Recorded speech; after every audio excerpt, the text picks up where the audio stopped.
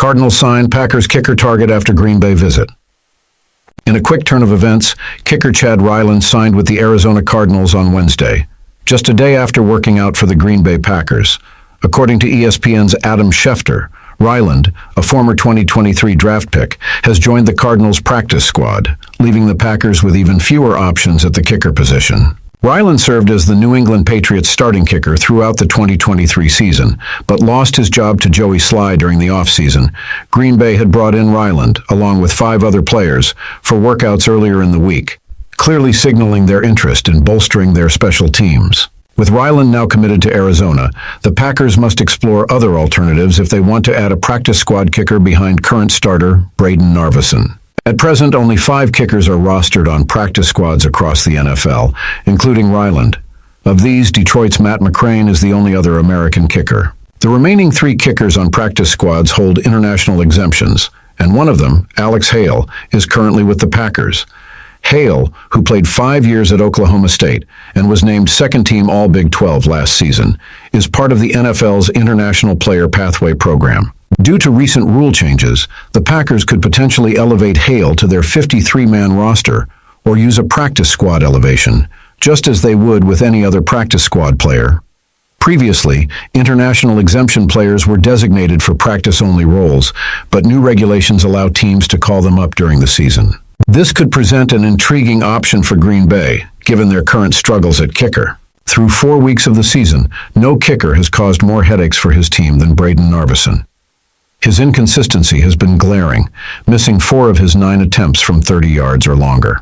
To make matters worse, his struggles haven't been limited to long-distance kicks. He has yet to even attempt a 50-yarder. Last week against the Minnesota Vikings, Narveson missed 2 crucial field goals, and as a result, the Packers opted to go for it on 2 fourth-and-long situations in field goal range. The Packers ultimately lost that game by 2 points, highlighting just how costly Narveson's misses have been. As the Packers navigate their kicker dilemma, Ryland's decision to sign with Arizona leaves them with fewer viable options.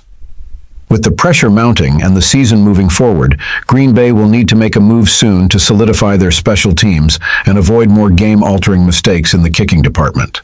Packers potentially the mystery team. Interested in Davante Adams. Las Vegas Raiders wide receiver Davante Adams has reportedly expressed a desire to be traded, according to NFL insider Ian Rappaport. This news has sparked considerable speculation about where the all-pro receiver could land if the Raiders decide to honor his request. Adams, one of the league's most talented and reliable wideouts, would instantly elevate any offense he joins. NFL insider Josina Anderson recently revealed that at least one NFC team has expressed interest in Adams, although certain conditions would need to be met for the deal to go through. While the team was not named, the Green Bay Packers, Adams' former team, are thought to be a strong candidate for his potential new home.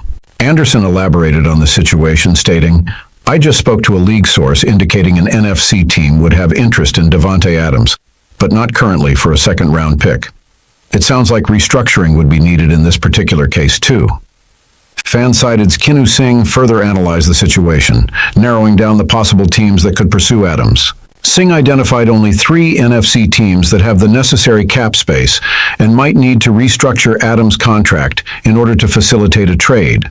The Philadelphia Eagles with $11.4 million in salary cap space, the Seattle Seahawks with $12.1 million, and the Green Bay Packers with $14.2 million. The Packers previously traded Adams to the Raiders before the 2022 season in a move that shocked many Green Bay fans. At the time, Adams was eager to reunite with quarterback Derek Carr, with whom he shared a close bond from their college days at Fresno State.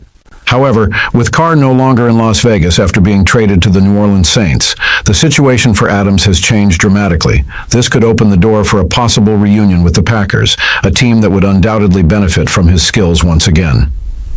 As Singh pointed out, Green Bay would be able to acquire Adams since more than 2 years have passed since they traded him, and the Packers could certainly use his services. While rookie wide receiver Jayden Reed has shown promise and become a dynamic threat in the Packers' offense, the team still lacks a true no-2 wide receiver to complement him.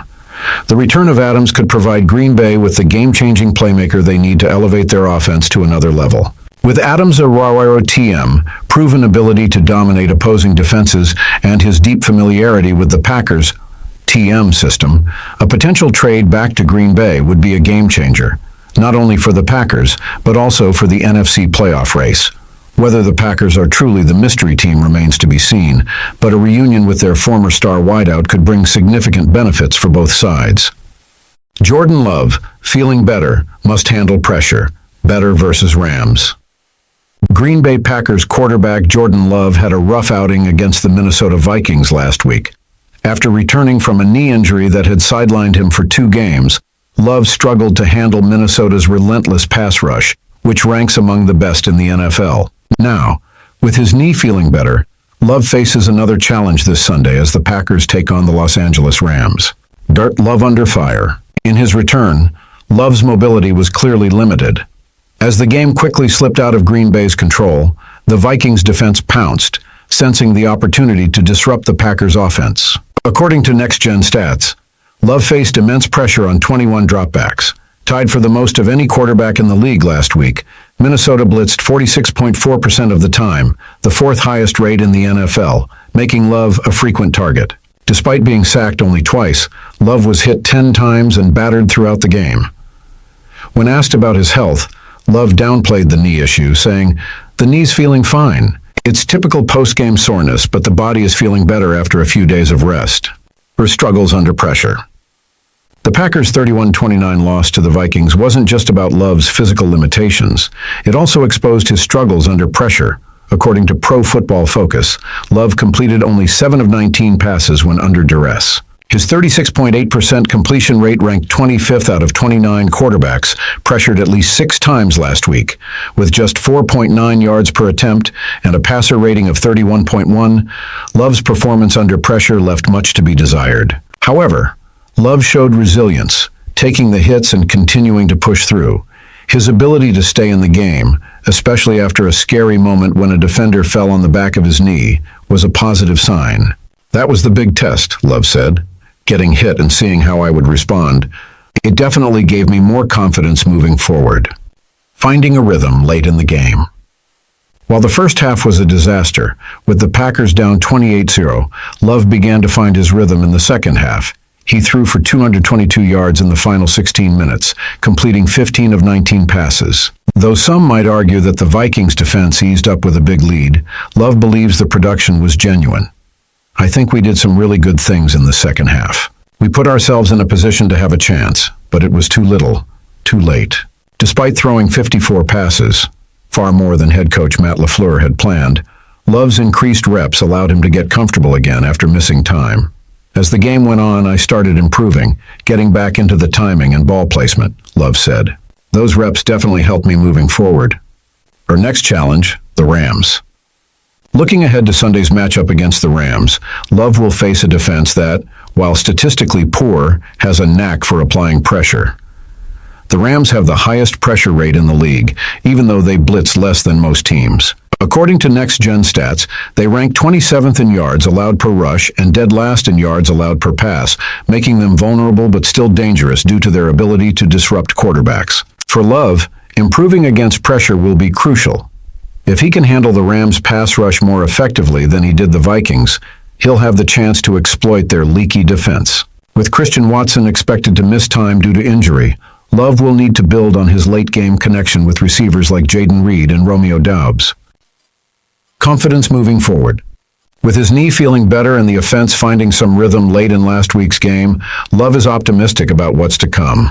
"I like where my knee's at coming out of the game, and it gives me confidence going forward," Love said. If he can shake off the rust and handle the pressure more effectively, Love and the Packers have a good opportunity to bounce back against the Rams. The key will be consistency and avoiding the slow starts that have plagued Green Bay in recent weeks. If Love can stay upright and comfortable in the pocket, Sunday could be a turning point for both him and the Packers' season.